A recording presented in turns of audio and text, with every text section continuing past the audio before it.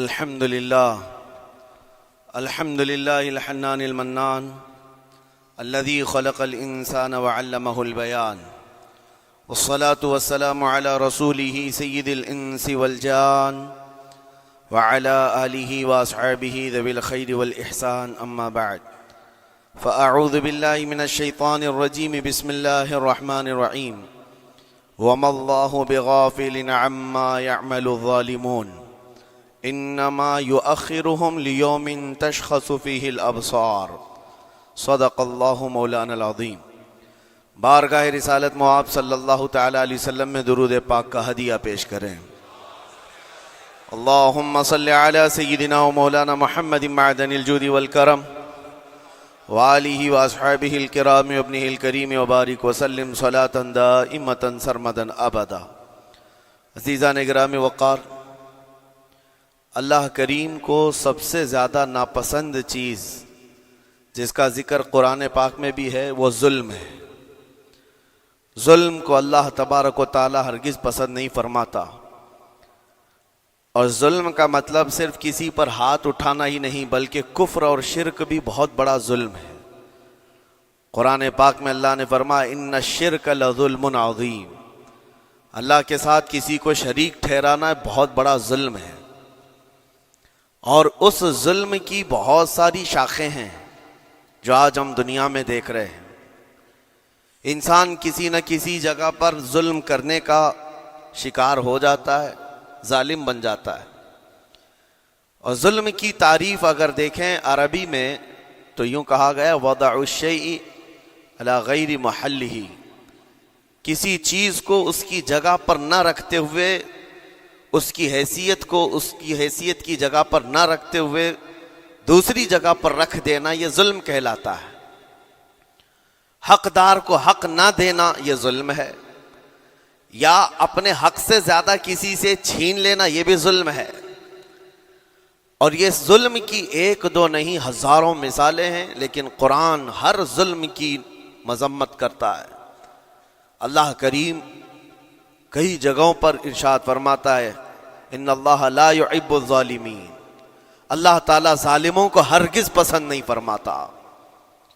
میرے عزیزو، گناہ بھی ظلم ہے، جیسے کہ قرآن میں اللہ نے فرمایا وَلَوْ أَنَّهُمْ إِذْ ظَلَمُوا أَنفُسَهُمْ، جب لوگ اپنی جانوں پر ظلم کر لیں تو اے محبوب آپ کے دربار پہ آئیں۔ یہ جو آیت ہے ظلم کا مطلب کیا ہے؟ انسان جب گناہ کرتا ہے تو وہ اپنے آپ پر ظلم کرتا ہے۔ ظلم کی بہت ساری شاخیں ہیں، اور ظالموں کو اللہ پسند نہیں فرماتا، چاہے وہ اپنے اوپر ظلم کیا ہو یا کسی نہتے پر ظلم کیا ہو۔ آج دنیا میں جو حالات ہم دیکھ رہے ہیں، ظالموں کا ظلم عروج کو پہنچا ہوا ہے، اور قرآن پاک میں رب تعالیٰ نے ظالموں کی نشانیاں بھی بیان کی، ایسا نہیں کہ یہ پہلی مرتبہ ہوا ہے۔ اللہ تعالیٰ فرماتا ہے وَكَم مِّن قَرْيَةٍ أَهْلَكْنَاهَا، کتنی بستیاں ایسی ہیں جن کو ہم نے ہلاک کر دیا۔ رب تبارک و تعالیٰ نے ان کو ختم کر دیا کیونکہ وہ ظالم تھے۔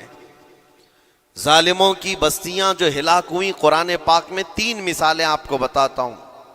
ایک نوح علیہ السلام کی امت اور ان کی آبادی، دوسری حضرت لوط علیہ السلام کی قوم، تیسری حضرت صالح علیہ السلام کی قوم۔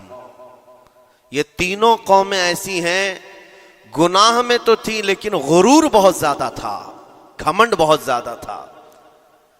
آج کے دور میں اگر کسی کے پاس پیٹروٹ میزائل ہیں اور بم بارود کی طاقت رکھتا ہے، نیوکلیئر پاور ہے، تو وہ یہ سمجھتا ہے مجھے کوئی شکست نہیں دے سکتا۔ یہ ہر دور میں ظالموں کا خواب رہا ہے، ہر دور میں ظالم اسی طرح کی فکر رکھتے ہیں۔ نوح علیہ السلام کی قوم بہت مضبوط قوم سمجھی جاتی تھی۔ اللہ تعالیٰ نے اپنے نبی کو جب حکم فرمایا کہ آپ ایک کشتی بنائیں بہت بڑی، تو وہ آپ کا مذاق اڑاتے تھے۔ یہاں دور دراز کہیں نہ ندی ہے، نہ نالا ہے، نہ سمندر ہے، کشتی کس میں چلاؤ گے؟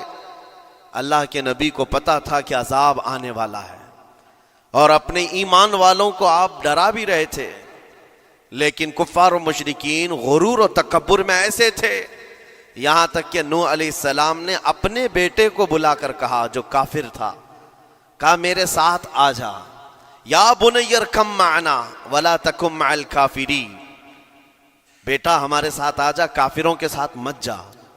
اس نے کیا کہا؟ قال سآوی الی الجبل یعصمنی من الماء، میں تو پہاڑ کی اونچی چوٹی پر چلا جاؤں گا، تمہارا پانی مجھے کچھ نہیں کر سکے گا۔ یہ اس وقت ظالموں کا خیال تھا، گمان تھا۔ پھر اللہ تعالیٰ قرآن پاک میں فرماتا ہے وَفَجَّرْنَا الْأَرْضَ عُيُونًا، ہم نے زمینوں کے سارے چشمے پھاڑ دیے، ہر جگہ سے پانی کے سوتے نکلے، اور پھر آسمان کے سارے دروازے کھول دیے۔ فَفَتَحْنَا أَبْوَابَ السَّمَاءِ بِمَاءٍ مُنْهَمِرٍ، اللہ فرماتا ہے آسمان کے سارے دروازے پانی کے کھول دیے، آسمانوں سے پانی اور زمینوں سے پانی۔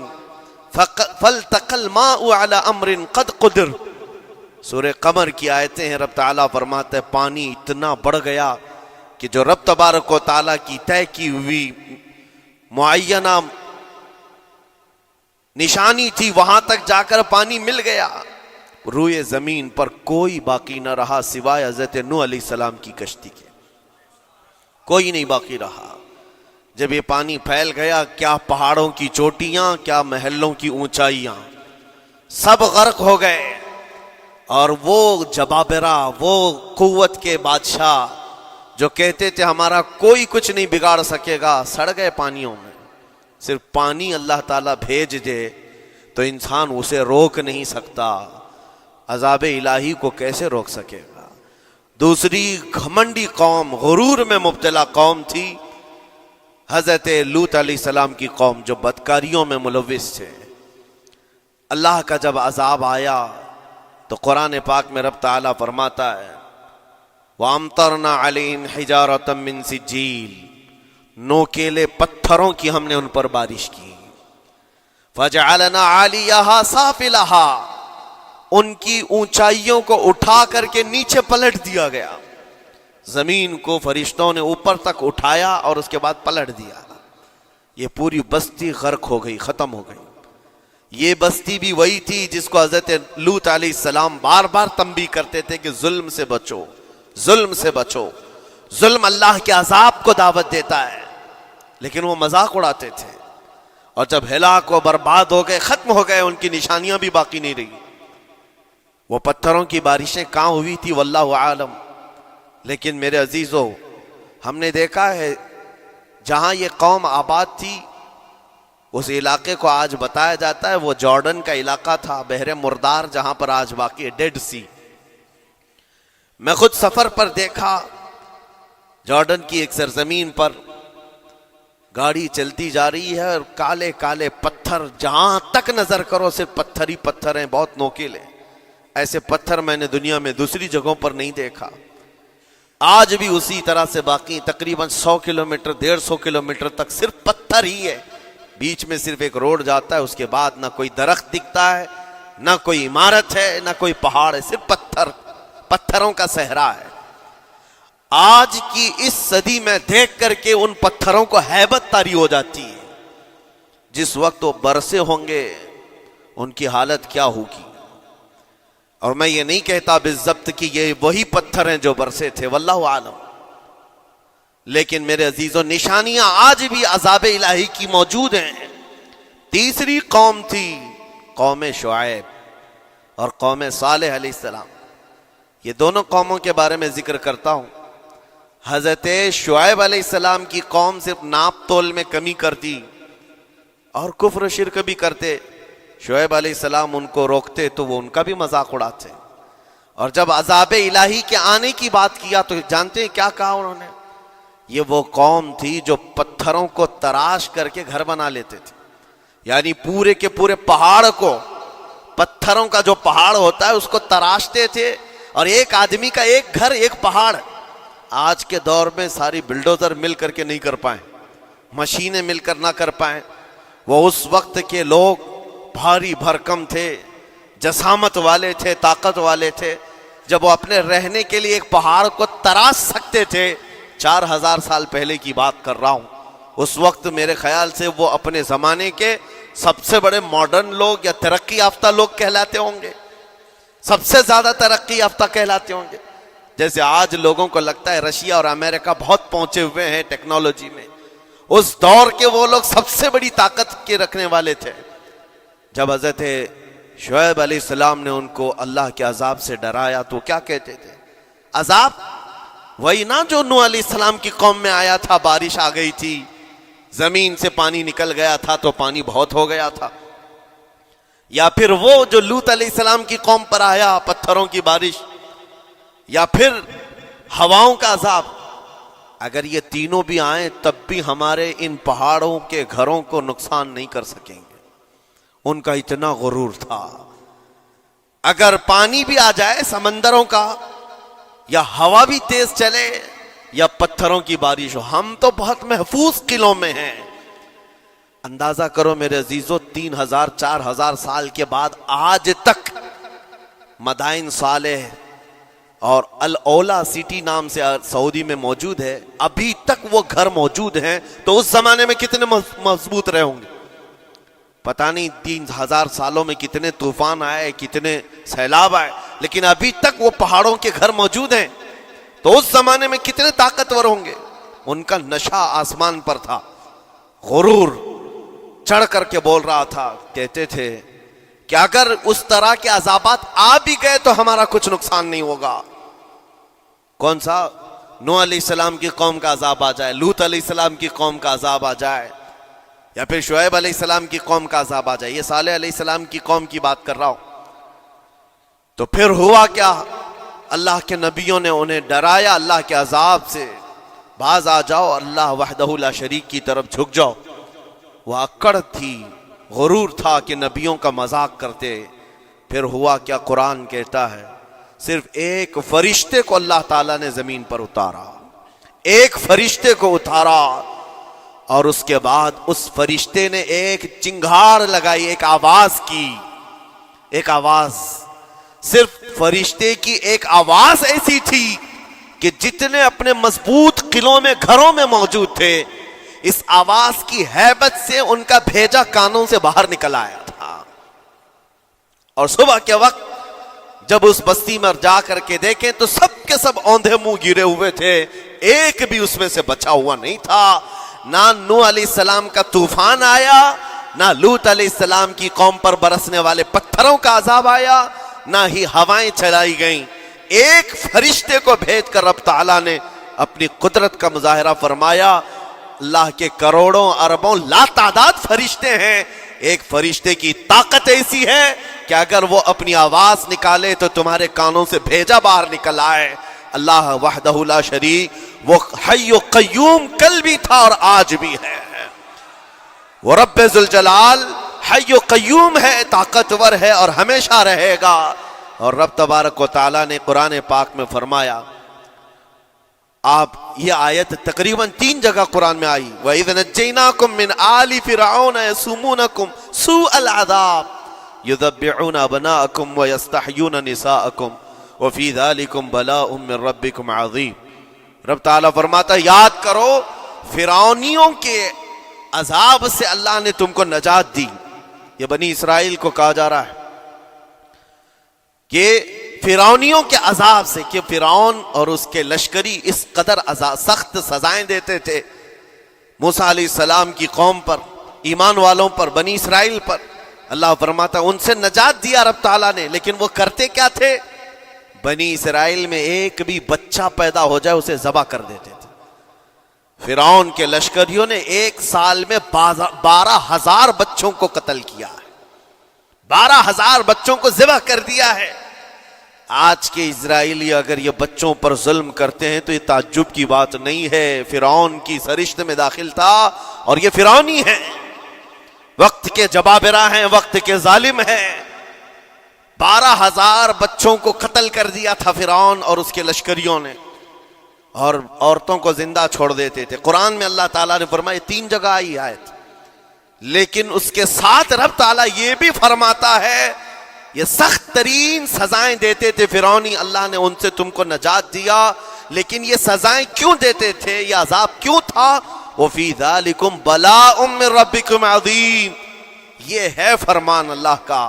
یہاں میں یہ ٹکڑا اگر بیان کر دوں تو آج آپ کے دلوں کے اندر ایک یقین پیدا ہو جائے گا. آج کے حالات کے مطابق فرعونیوں کا اس قدر سخت عذاب کیوں تھا؟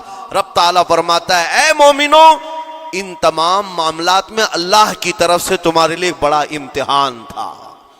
یہ امتحان تھا اور وہ امتحان آج بھی ہے اور ہر زمانے میں رہے گا.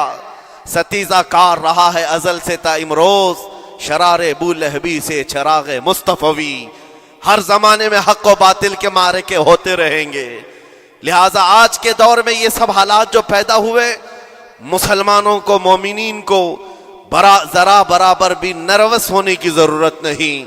تم جس دین سے وابستہ ہو، اس دین کی حفاظت کا ذمہ اللہ نے اپنے ذمے لیا ہے. یریدون لیطفئوا نور اللہ بافواہہم. قرآن میں اللہ فرماتا ہے کفار و مشرکین اپنے منہ کے پھونکوں سے اللہ کے اس چراغ کو بجھانا چاہتے ہیں، اللہ اپنے اس چراغ کو مکمل کر کے رہے گا. یہ اسلام نور الہی ہے، اللہ کا نور ہے اور اس کو صبح قیامت تک رہنا ہے. اور ہم جیسے اور بھی آئیں گے اس زمین پر اور آئیں گے جاتے رہیں گے. یہ آبادیاں ہیں، بدلتی رہیں گی، خدائی قانون ہے، لیکن اسلام نہ کل بدلا تھا، نہ آج، نہ قیامت تک بدلے گا. ہم سب کا امتحان ہے میرے عزیزو، ہم سب کا امتحان ہے. لیکن ان حالات میں مومنین کو کرنا کیا چاہیے؟ انہیں اپنے ایمان کو مضبوط کرنا چاہیے. کبھی کسی کے اڑتے ہوئے چھیٹڑے اور ٹکڑے دیکھ کر تمہیں مایوس ہونے کی ضرورت نہیں. اب ہمارا مستقبل کیا ہوگا؟ میرے عزیزو، آج جو حالات ہیں یہ حالات کربلا سے زیادہ سخت تو نہیں ہیں. آج فلسطینیوں کو ہم نے دیکھا 6 ماہ کے، سال بھر کے بچوں کو سینے سے لگا کر کفن لپیٹ رہے ہیں. ان ماؤں کی کیا کیفیت ہوتی ہوگی؟ کبھی کبھار چھوٹی سی کلپ میں دیکھ کر کے آنکھوں سے آنسو بہ پڑتے ہیں. انہوں نے اپنے ہاتھوں سے نہ جانے کتنے بچوں کو ایک دن میں دفن کر دیا. 80 میتوں کو ایک قبر میں ڈال دیا کرتے ہیں. ان فلسطینیوں کو لاکھوں سلام، ان کے جذبات کو اور ان کی استقامت کو. ہم تو دعا یہی کرتے ہیں ان فلسطینی مسلمانوں کے برابر پوری دنیا کے مسلمان نہیں ہو سکتے. ہم تو ایک ناشتے پر صبر نہیں کر پاتے، وہ اپنے 10 بچوں اور خاندان والوں کے کٹے ہوئے چھیٹڑوں پر بھی کہتے ہیں اللہ ہمارے ساتھ ہے. ساری مصیبتیں دیکھ کر کے بھی وہ کہتے ہیں اللہ ہمارے ساتھ ہے. ان کے گھر اڑا دیے گئے، تباہ کر دیے گئے، راکھ میں بدل دیے گئے. اور نیوز اینکر، یہ دجالی میڈیا وہاں جا کر کے ان کے زخموں کو کھرید کر کے پوچھتا ہے تمہارا مال کیسے آئے گا، تمہارا گھر کیسے چلا گیا. لیکن ان حالات میں بھی وہ مسکرا کر کہتے ہیں اللہ نے دیا تھا، پھر اللہ ہے اور اللہ دے گا. ان کے ایمان کے برابر ہم نہیں ہو سکتے.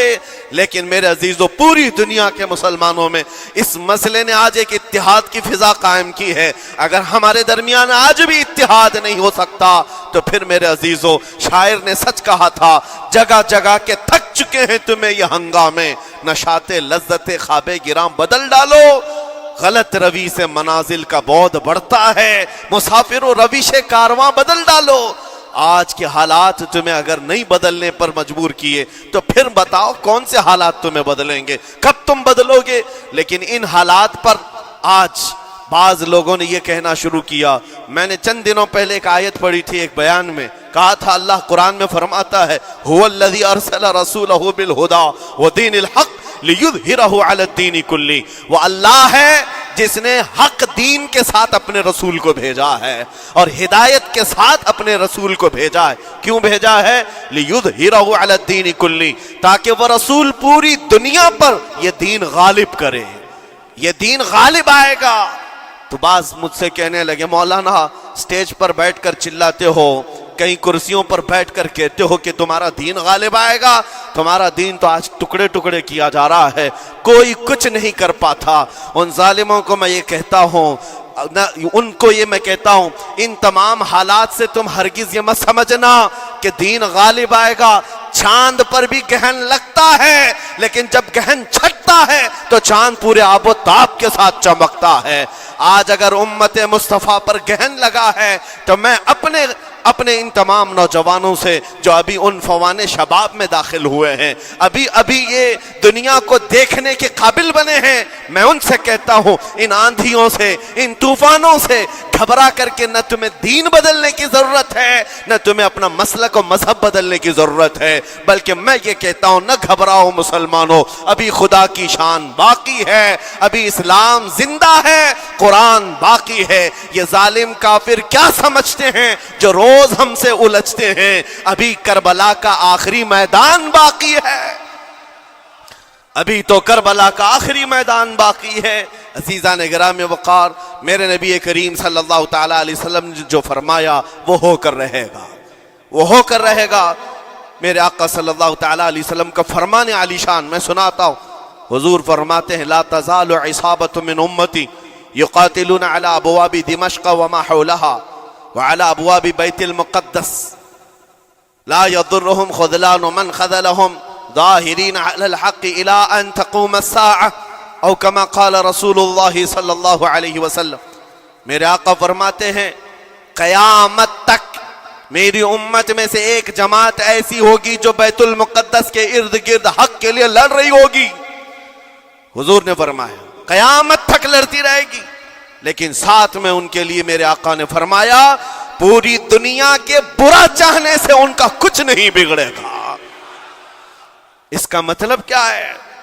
اگر آپ ہم سے پوچھتے ہیں کچھ نہیں بگڑے گا، حضور نے فرمایا کچھ نہیں بگڑے گا، لیکن ہم تو دیکھ رہے ہیں ان کے گھر تباہ ہو گئے، بچے مر گئے، چھوٹے بچوں کے سروں سے باپ کا سایہ نکل گیا، کسی کے سامنے اس کی ماں کی تڑپتی ہوئی لاش ہے، اور حدیث میں کہا جا رہا ہے ان کا کچھ نہیں بگڑے گا۔ سب تو بگڑ گیا، مال بھی گیا، دکان بھی گئی، تجارت بھی گیا، گھر بھی گئے، اولاد بھی، رشتہ دار بھی، اور حدیث میں کہا جا رہا ہے کچھ نہیں بگڑے گا۔ میرے عزیزو یاد رکھو میرے آقا کا فرمان حق ہے، کچھ نہیں بگڑے گا کا مطلب کیا ہے؟ یہ تمام اسباب جانے کا مطلب یہ نہیں کہ بگڑ گیا، بگڑا تو اس کا ہے جس کا ایمان بگڑ گیا، ایمان جس کا گیا اس کا سب بگڑ گیا۔ اور ہم نے ان بچوں کو دیکھا ہے آج، ارے رات کو سوتے ہیں تو انہیں پتہ نہیں ہوتا صبح ہوگی بھی کہ نہیں ہوگی، لیکن اس کے باوجود ایک دل دہلا دینے والی بات میں بتاتا ہوں۔ مصر کی سرزمین سے لوگ پانی کے بوتلیں اور ڈبے اٹھا کر کے بارڈر پر جا رہے ہیں، لیکن فلسطین غزہ کے وہ مسلمان کہتے ہیں اپنا پانی تم رکھو، اللہ کریم ہمارے لیے کہیں سے اپنی ہی زمین سے پانی عطا کرے گا۔ ان کو لوگ کہہ رہے ہیں کیا آپ نہیں دیکھ رہے وقت کا بڑا فرعون روز الٹیمیٹم دیتا ہے 24 گھنٹے میں علاقہ خالی کرو، نکل جاؤ، گھر خالی کرو۔ کیسا ایمان ہے تمہارا کہ آنے والی بڑی بڑی میزائلوں کا اپنے سینے سے مقابلہ کرتے ہیں، اور کہتے ہیں کل سے ہم یہی تھے، آج بھی یہی ہیں اور یہی رہیں گے اور اسی مٹی میں دفن ہو جائیں گے۔ یہ جو استقامت ہے، اسی کو میرے آقا نے فرمایا دنیا ان کا کچھ نہیں بگاڑ سکے گی۔ ایمان اگر مضبوط ہے تو کچھ نہیں بگڑا ہے۔ ارے 6 سال کی بچی، 6 سال کی بچیاں، ٹرینڈ چلا ہوا ہے ان کے محلوں میں، ٹرینڈ چلا ہوا ہے، اپنے اپنے ہاتھوں میں مہندی سے اپنا نام لکھ رہی ہیں ہنسی خوشی۔ پوچھا ان سے کہ نام لکھنے کا ٹرینڈ کیوں چلا ہے ابھی جنگ کے حالات میں مہندی سے؟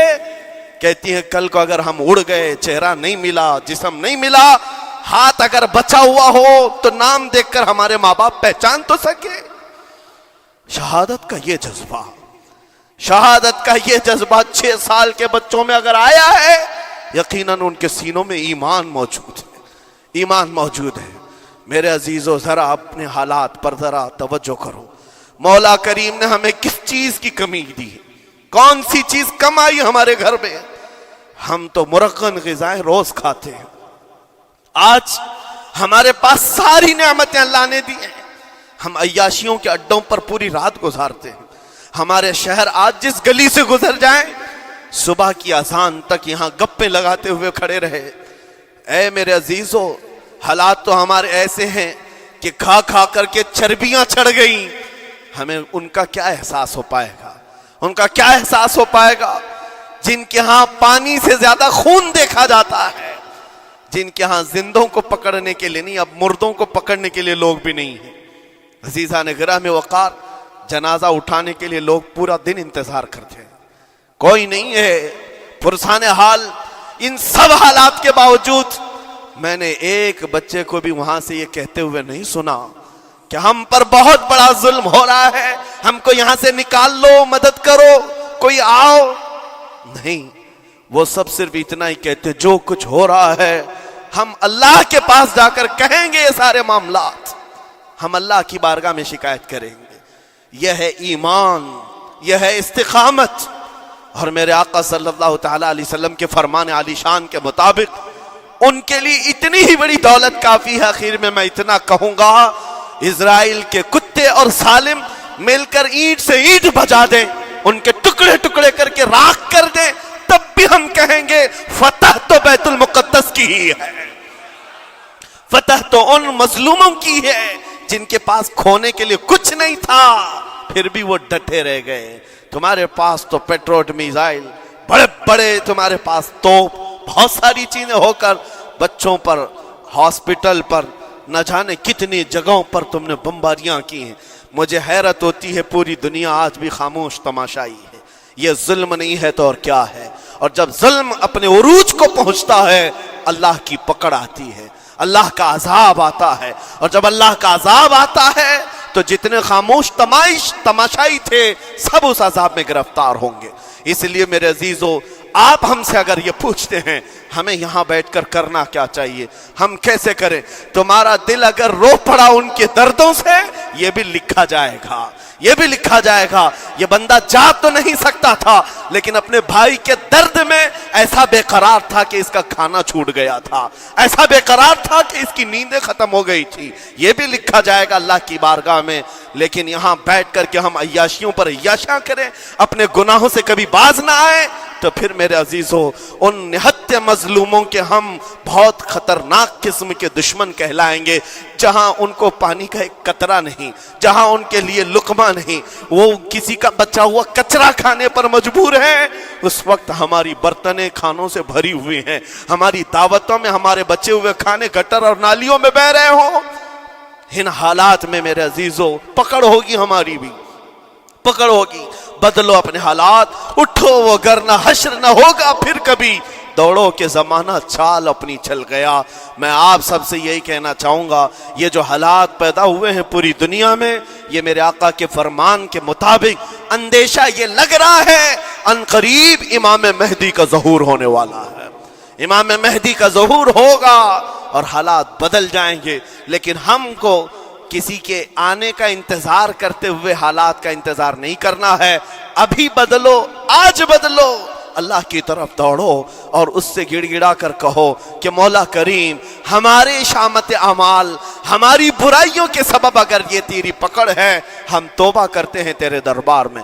जानते हो मेरे आका ने फरमाया, अल्लाह के गजब को अगर कोई चीज ठंडी करती है तो एक मोमिन सालेह की रिक्कत अंगीज दुआएं और उसके निकलने वाले आंसू अल्लाह के गजब को ठंडा करते हैं, अल्लाह के गजब को ठंडा करते हैं। तुम गिड़गिड़ाओ उस मौला की बारगाह में। ये नहीं कि इज्तिमाई तौर पर किसी के सामने आप रो धोकर चले गए या फिर आप लोगों को दिखाने के लिए कोई स्टेटमेंट जारी कर दिए। नहीं, तन्हाई में बैठे हो, अकेले में बैठे हो। जैसे कि कल एक बहुत अच्छी चीज मैंने देखी थी, हमारे उलमा ने ऐलान किया था, पूरी दुनिया मिलकर के जुमेरात का रोजा रखे, इसलिए कि रोजा अल्लाह को पसंद है। और इफ्तार से पहले अगर कोई दुआ करे, अव्वल दुआ हमारी उन मजलूमों के हक में हो, उन जालिमों के खिलाफ हो, मजलूमों की मदद के लिए हो। यकीनन अल्लाह की मदद आएगी और आएगी, क्योंकि कुरान बार बार कहता है, अला इन्ना नस्रुल्लाहि करीब, आगाह हो जाओ, बेशक अल्लाह की मदद बहुत करीब है, अल्लाह की मदद बहुत करीब है। अजीज़ान गिराम वक़ार, मैं इन्हीं तमाम बातों से अपनी गुफ्तगू को आज समेटता हूँ। आज के इन हालात में आपकी जिम्मेदारी है अपने ईमान पर मजबूती से जमे रहो, इस्तिकामत। बाज लोगों को आज ये लगता होगा कि वहाँ हालात बिगड़े हैं तो ये मुसलमान क्या करेंगे, क्या करेंगे, हम क्या करने वाले। वैसे ही हम खत्म किए जा चुके हैं, टुकड़े किए जा चुके हैं, हम कुछ करने। बस तुम अपनी जिंदगियां बदलो, नशा से बाज आ जाओ और जितने खुराफात हमारे मोहल्लों में आए इससे निकालो। اللہ کا عذاب آتا ہے، اللہ کی رحمتیں روٹ جاتی ہیں۔ ایک بار ہم بدل لیے تو مولا کریم اپنی رحمتوں کے سائبان فرما دے گا ہم پر، اور بس ہماری تمنا یہی ہے۔ اللہ کریم کی بارگاہ میں دعا ہے، قدیر و جبار خدا کہنے سننے سے زیادہ ہمیں عمل کی توفیق عطا فرما۔ اے رب کریم احسن الخالقین، ہم سب اپنے گناہوں سے سچی توبہ کرتے ہیں مولا۔ ہمارے گناہوں کی وجہ سے اگر تیری سخت پکڑ ہے تو مولا تو اپنے غضب کو ٹھنڈا فرما دے، تو اپنے غضب کو ٹھنڈا فرما دے مولا، تو اپنے غضب کو ٹھنڈا فرما دے۔ اے کریم خدا، تیرے حبیب کی امت تڑپ رہی ہے، اور ہر جگہ مولا ظلم و ستم کا نشانہ ان غریب مظلوموں کو بنایا جا رہا ہے جن کے پاس ایک وقت کا کھانا بھی باقی نہیں رہا۔ مولا تو اگر مدد نہیں کرے گا تو کون مدد نازل فرمائے گا؟ اے رحمان، ہمارا عقیدہ ہے تو ہی وہ خدا ہے جو ابابیلوں کو بھیج کر ابرہہ کو ہلاک کیا، تو ہی وہ خدا ہے جو بدر میں اپنے نبی کے لیے 5000 فرشتوں کو اتارا۔ اے مولا، تو ہی وہ خدا ہے جو یونس علیہ السلام کو مچھلی کے پیٹ سے زندہ سلامت نکالا، تو ہی وہ خدا ہے جو ابراہیم علیہ السلام کو بھڑکتی ہوئی آگ سے زندہ محفوظ فرمایا۔ اے قدیر و جبار خدا، کل بھی تو حی و قیوم تھا، آج بھی ہے اور ہمیشہ رہے گا۔ ہمارے اس عقیدے کی لاج رکھ لے، اور غیب سے مولا تو اپنی مدد نازل فرما، اپنی مدد نازل فرما، امت مصطفیٰ کے لیے خیر فرما، ہم سب کو امن و امان عطا فرما۔ اے رب کریم، ان ظالموں کو کیفر کردار تک پہنچا دے، مظلوموں کو مولا امن کی سانس عطا فرما۔ ہماری خوشیاں اگر لکھی ہوئی ہے اے رب قدیر، ہماری خوشیوں میں سے ان کو یہ تقسیم فرما دے۔ اے اللہ، ہماری حصے کی خوشیاں انہیں تقسیم فرما دے۔ اے رب کریم، ہمارے امن و سکون کو ان کے درمیان تقسیم فرما دے۔ اے اللہ، ان بلکتی ہوئی ماؤں کی آوازیں ہماری نیندیں اڑا چکی ہیں مولا، ان بچوں کے زخمی چہرے مولا بار بار ہماری آنکھوں کو ترساتے ہیں مولا۔ کب تک یہ تیری آزمائش ہوگی، کب تک یہ امتحان ہوگا؟ اے قدیر و جبار خدا، تجھے تیرے حبیب کی نالین کا واسطہ ان سب کو ظلم و ستم سے آزاد فرما دے۔ اے اللہ، ظلم و ستم سے آزاد فرما، امن و امان عطا فرما، خیر و سلامتی عطا فرما۔ ہمارے اس ملک عزیز ہندوستان کو امن و امان کا گہوارہ بنا دے۔ اے اللہ، ہم سب کو محبت و آشتی کا پیغام اور الفت و محبت کے ساتھ جینے کی توفیق عطا فرما۔ مولا، ہماری دعاؤں کو حضور کے صدقے قبول فرما۔ وصلی اللہ تعالی علی خیر خلقہ محمد وآلہ واصحابہ اجمعین، وآخر دعوانا الحمد للہ